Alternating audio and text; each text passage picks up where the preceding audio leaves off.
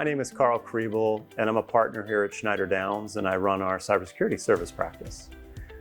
Today we're going to talk about two truths and one lie, and the topic area of focus is cybersecurity governance. Statement number one, board awareness of organizational cybersecurity risks and maturity levels is essential to ensuring proper direction and decision making. Statement number two, cybersecurity typically operates as a second line of defense function for an organization. Statement number three, organizational cyber risk tolerance levels are best determined by the Chief Information Security Officer of the organization. Could you pick out which one of those statements is a lie? Let's look into each one of those statements a little more specifically to understand which one is in fact true and which one was a lie. Statement number one, board awareness of organizational cybersecurity risks and maturity levels is essential to ensuring proper direction and decision making. So naturally, a well-informed board about cybersecurity risks is going to better serve the organization because the boards are empowered to make decisions, the boards are empowered to approve funding, the boards are granted the authority to shift priorities and ensure that where necessary resources need to be marshaled to address gaps, risks, or maturity deficiencies, that they can approve those. And so, yes, this is a true statement, and boards should be well informed of cybersecurity risks in order to properly make those decisions.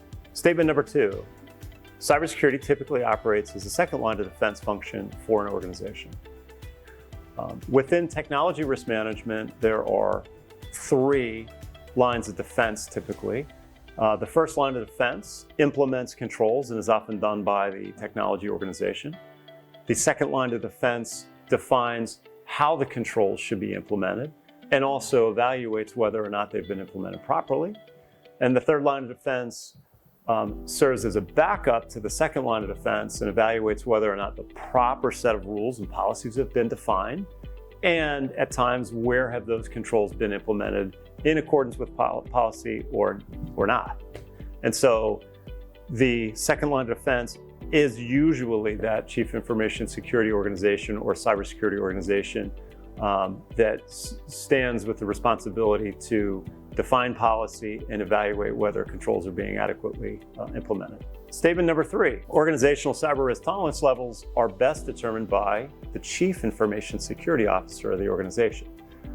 So perhaps the explanation as to why the first statement was true gives this one away, but the board or executive leadership is best to define the tolerance of risk for the organization, not the Chief Information Security Officer by themselves, certainly, and not the Chief Information Officer.